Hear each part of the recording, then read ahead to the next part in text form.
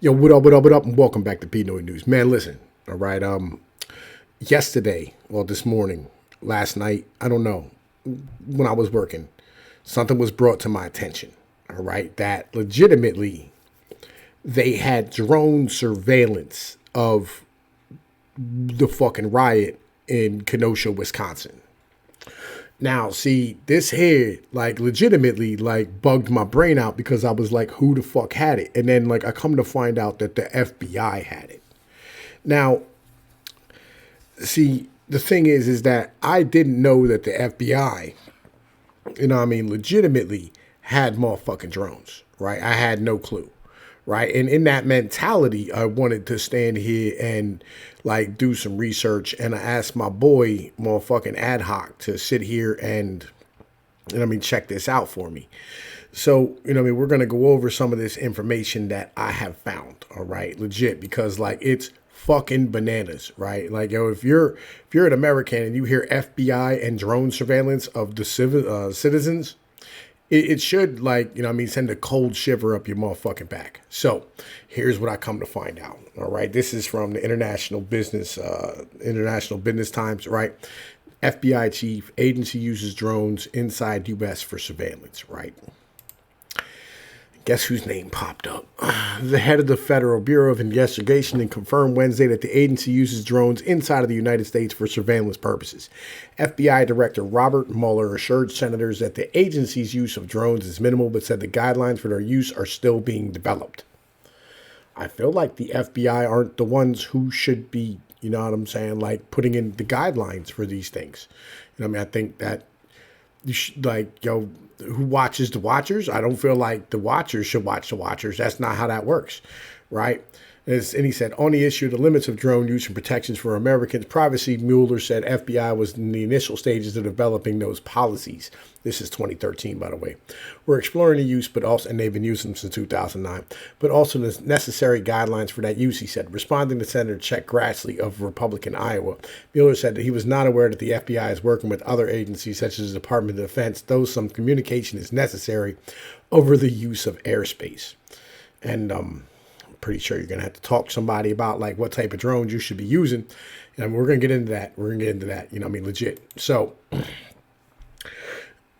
I went to another website, right? Because I keep doing more digging, right? An Associated Press investigation in 2015 found that the FBI had built a fleet of at least 50 surveillance planes that flew more than 100 flights. And we're not talking about like, like fucking Cessnas.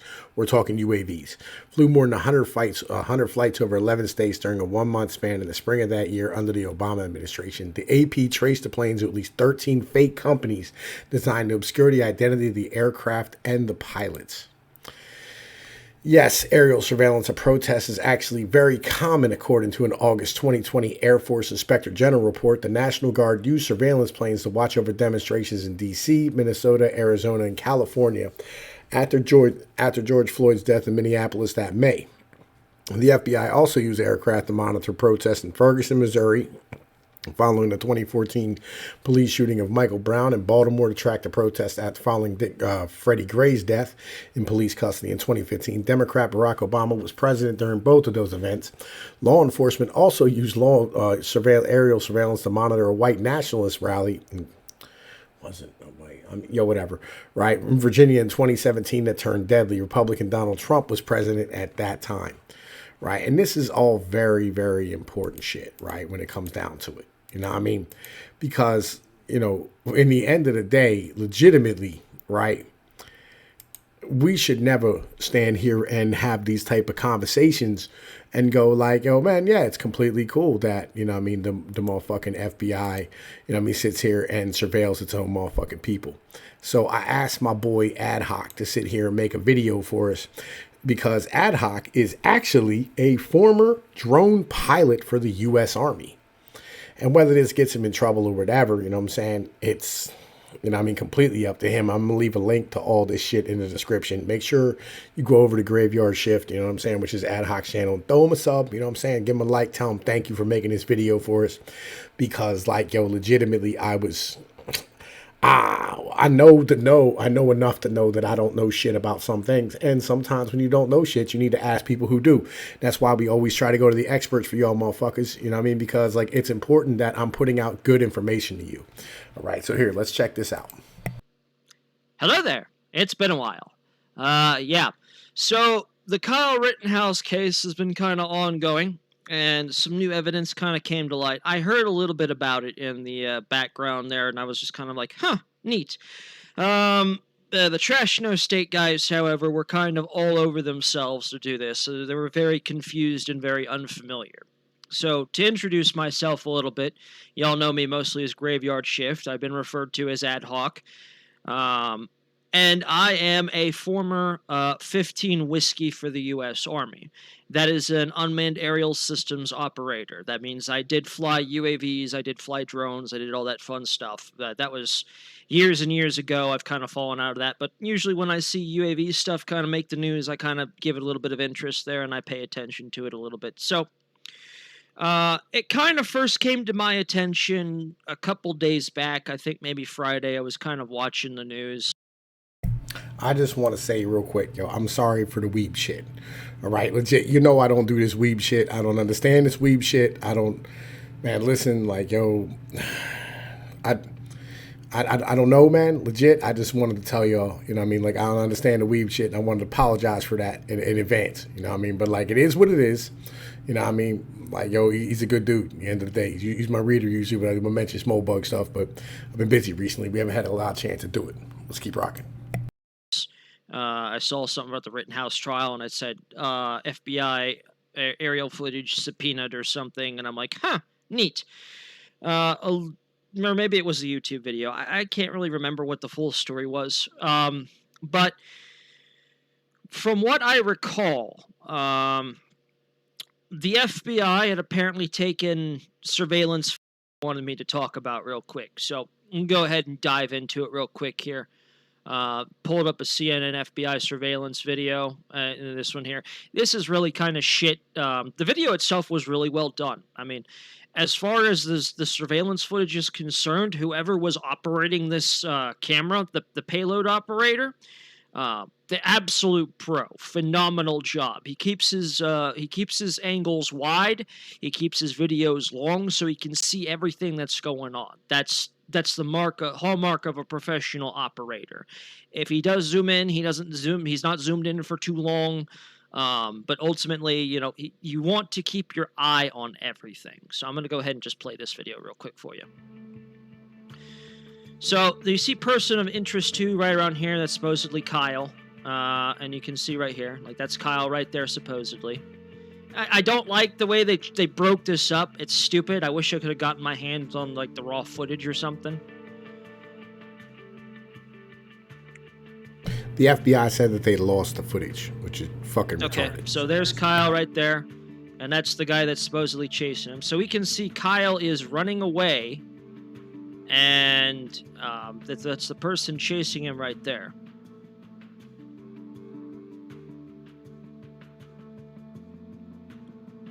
As you can see, it zooms out a little bit.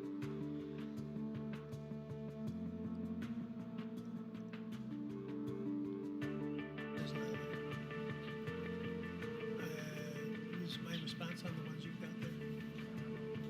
Okay.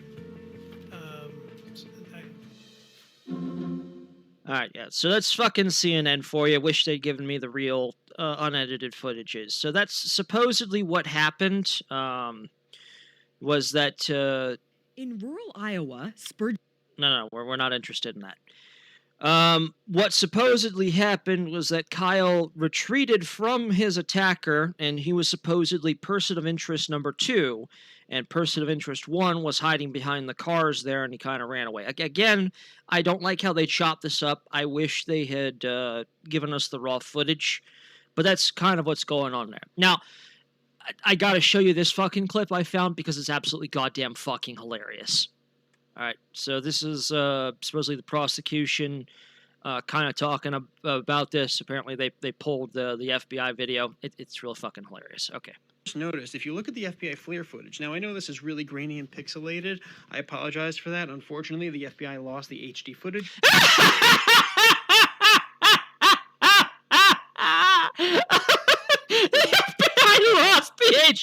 footage. No, you dumbass. The operator didn't zoom in. Trust me when I say that it's grainy and pixelated because you're trying to zoom in with a different player. If the operator on the payload had zoomed in, you absolutely would have been able to make out the details on these people. But let's go ahead and keep it with this one rolling.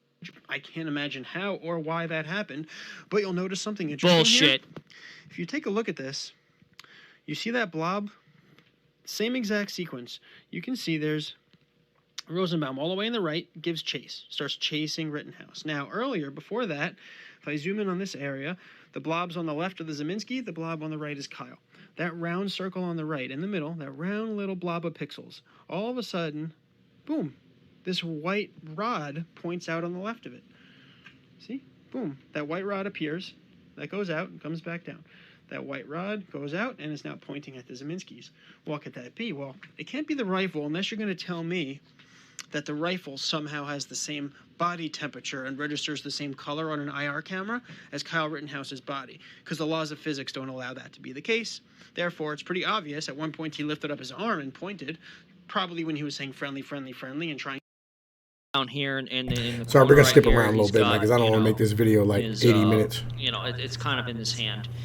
The thing about these drones is that they don't have the length or reach to achieve what this drone did, and I'll show you in the pictures why.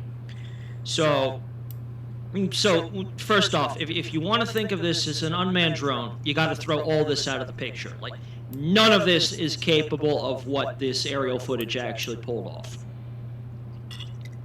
Absolutely none of it. Now, I'm going to go ahead and get into some of the military.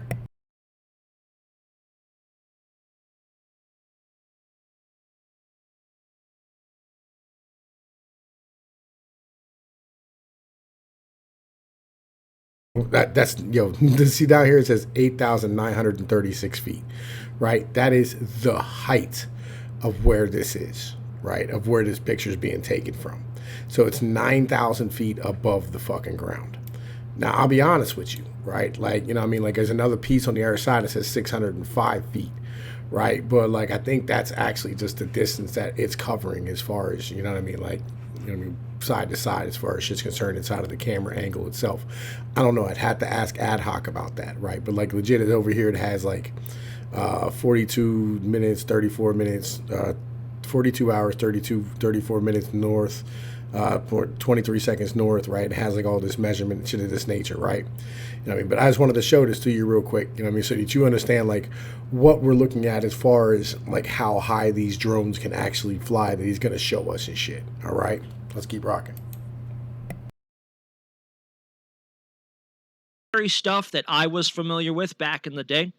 So first off, we have the Raven. This is the RQ-11 Raven drone, and this thing is actually a little bit bigger than your hobby drone right there. That thing's about 5 feet in with a length and width of span of itself. That is not, and it's controlled kind of the same way. Right? Like you've probably seen like in the movies, you got all the army dudes have got that futuristic wrist thing where they got like a computer on their wrist and they can see what all this is. That is real. The Raven has been in service for over 20 years now, and it's really easy to learn and use. Like, you can take your standard 11 Bravo infantry grunt, put him through a 2-week course, and he will know how to operate and fly a Raven drone. Now, still, the Raven drone itself doesn't necessarily have the endurance. It's more of a short-range thing, and it can't go very high. You're probably talking like about 300 to 500. I think the max ceiling for a Raven, from what I recall, just looking shit up real quick to kind of refresh my memory, is 500 feet. It is going to outclass any little RC hobby drone that's on the market here today. And it's going to be a lot better. Like, the camera on this thing would make a professional photographer drool. Like, that's how good the package is on this thing. And it only gets better as things go up. Now, again, this is kind of your hobbyist level stuff. The thing with the larger size drones that we're about to get into, like, those are professional pilots. These are people that have actually trained for this stuff and are actually certified by the FAA as licensed pilots. Now, first up is your basic bitch. This is the RQ-7 Shadow. Now, the reason I say why this is your basic bitch is because this is kind of the most commonplace recon drone that is used by the military today. It's basically got a 13-foot wingspan. It's about the size of a Volkswagen Beetle, but it only comes up to about your kneecap there. And here's a picture for reference. Here's a shadow on the ground, and you can see how big it is compared to the things there. And here's another picture. You can see that's a guy recovering it off the runway there real quick. It's not that tall, but it is fairly sizable. It is fairly heavy, and it does require a catapult to launch. Like, this thing cannot just take off and land on its... It can land on its lonesome, but it cannot really take off. Here you can see... this is a shadow just kind of on the catapult, getting weighted to sent off. And, yeah, this thing gets flung with a lot of force. It can basically... Your average cruising speed for a Shadow is about 70 knots. You're looking at about 100 miles an hour. And this is what it comes in touchdown landing. It actually has a hook. It's basically kind of the same hook and net like you would find on an aircraft carrier, how they kind of catch the seats there. But this is your basic bitch recon. And this is probably about the class for the photo into and of itself. Now, in the same kind of weight class, you have... this is the Hunter. This is the RQ-5 Hunter. It's a dual prop plane. It's about the same weight class as the Shadow. It's a little bit bigger. It has a little bit more endurance into and of itself. But ultimately, it serves the same purpose. Both of these are strictly recon birds. They're not armed. You know, they do have the capabilities of coordinating airstrikes. They can mark targets for other aircraft, but they do not carry a payload. They don't have the lifting power to carry a payload. Like, tell me that's not disconcerting, though, right? Like, legitimately, the FBI has the ability to paint you for a fucking airstrike. I feel like this power needs to be taken away from them. Like, 100%. This needs to be taken away from these motherfuckers. Like, legitimately, like, yo, they should not have this ability. This is utter and complete bullshit. Like, 100%. Now, the one the boys were losing their minds over and what they really wanted to talk about, because this is kind of, when you think military drone, this is what people think about. This is the MQ-1 Predator. The Predator actually is capable of taking off and landing under its own power, as is the Hunter and into and of itself, and it's bigger. It's a lot bigger. Like, this thing is about the size of, like, I'll say like an F-250 Ford truck. Or like a Ram truck. That's how big these things are. And yes, they do have the rails. They are capable of carrying a payload. But they can also mark targets for their things as well. Now, these things are generally much bigger as well. They do have a much bigger endurance. They do have a much bigger range. But it's severely overkill for what the FBI achieved. Like, this thing has a flight ceiling that'll actually rival, like, small Cessnas and everything into and of itself. So it's much overkill. And then the newest kid on the block in the same weight class is the MQ-9 Reaper. It's a little bit, a little bit more upgraded over the Predator into and of itself, but it's in the same weight class. It can take off and land under its own power. It's also prop-propelled, and it does have the rails there for its own payloads that it can carry, and it can also mark targets into and of itself. It's got an updated avionics package, fuel injection, all that good stuff. But again, it is severely overkill for what it is to and of itself. Now, the top dog, and definitely overkill for this, the biggest UAV in the arsenal, and this is primarily flown by the Air Force as opposed to the other four, which are all under the jurisdiction of the U.S. Army, also flown by the Air Force. But this is the RQ-30 Global Hawk. The Global Hawk is the biggest one. It is strictly flown by the Air Force, and it is the exact same size as a fighter jet. That's how big this thing is. And this thing is fully capable of launching from the United States, making a round trip over to the Middle East and back again without ever touching down. And it can hand off to local controls overseas. And then, it can launch from over there. It can, it can be controlled here in the United States and then land back over there into and of itself. Or it can be launched here from the United States, go overseas, and come back again without ever touching down and carry out like a 2-3 hour mission. Like this thing is jet propelled and it can stay in the air. This thing is significantly overkill. Like seriously, Hunter are definitely more of what's going on now. To wrap this video up real quick, this is a picture that the boys grabbed from the thing into and of itself there. Can't really zoom in much further than this. If this, you just kind of have to bear with it. I wish I could find a bigger one here. But this is the image that the FB that was captured from this thing here. And this is kind of what the boys really wanted me to talk about on this end. So I'm going to be honest, like this particular screenshot, like this payload imagery, this is nothing I'm absolutely familiar with. And, I did some training with the Reaper. I was certified on the Shadow. And just, this is nothing like I've ever seen, which is why, it could potentially be a helicopter as well. But I'll go over some things real quick, so everyone else can understand. So, right here, this is where the payload is looking into and of itself. That's where the crosshair is on the payload. So the payload operator is looking there. Over here, we have a timestamp, and it looks like that's in UTC time. So that's like the Universal Zulu time that they're talking about. It's apparently 5 in the morning.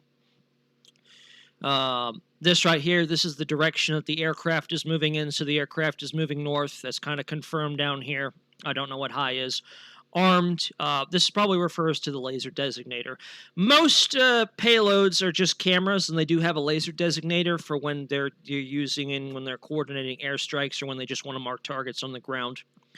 For the Shadow, it just kind of turns into a big red spotlight, so the infantry can kind of see what's going on. So if you target something like that as well.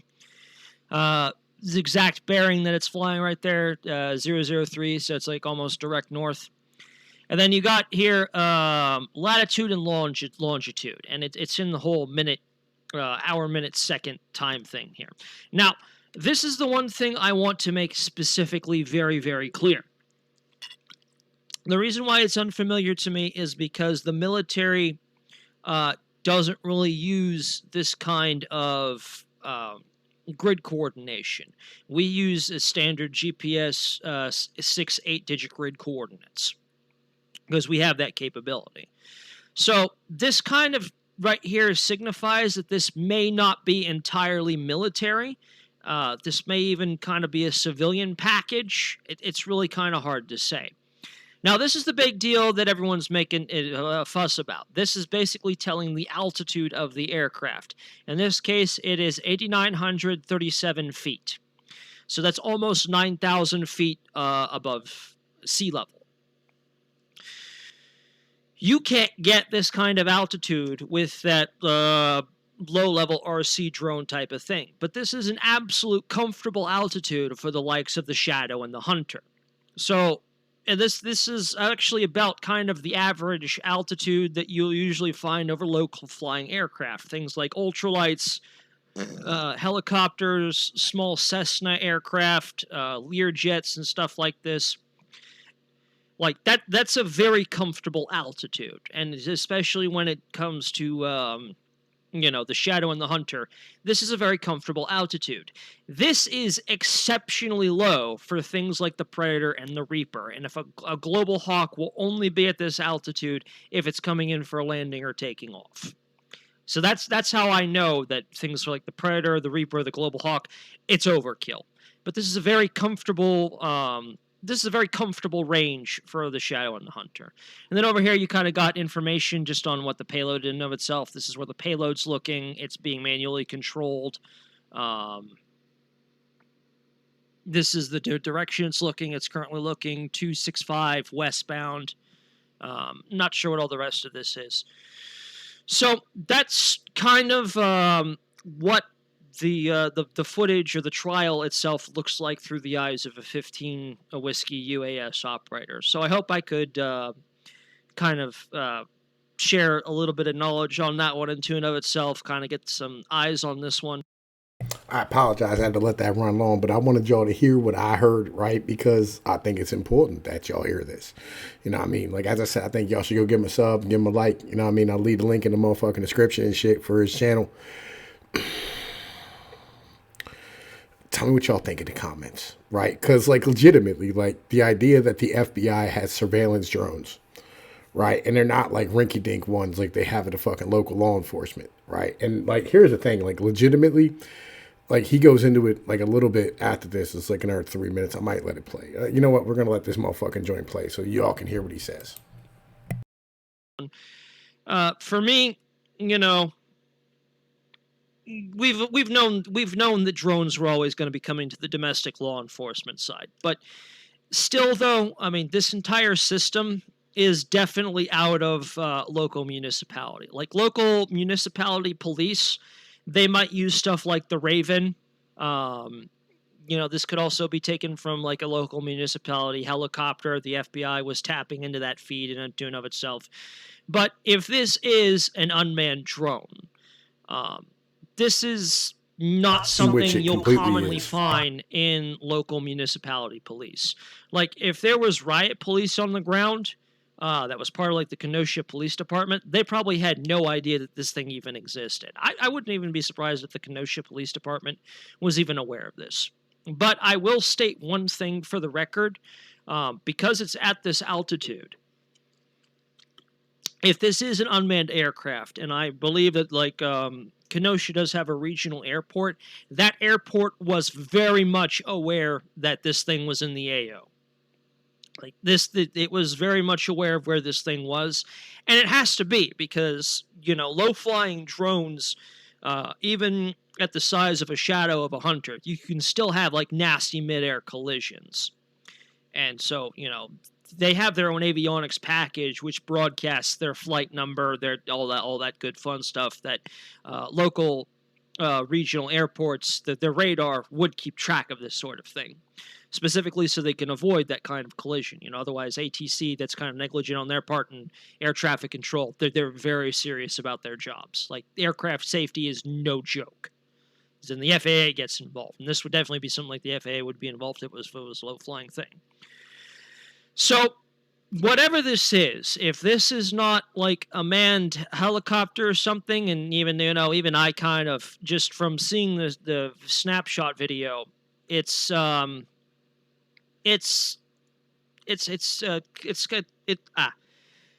I don't really want to say it might be a helicopter. It might be a helicopter, might not, but. Nah, it's most definitely a fucking drone, right? Legit, they admitted it was a goddamn drone. So, I mean, that's kind of where we are. So, anyway, you know what I mean? Y'all know what it is. Like, share, and subscribe to this bitch. I'm going to holla at y'all later. Peace.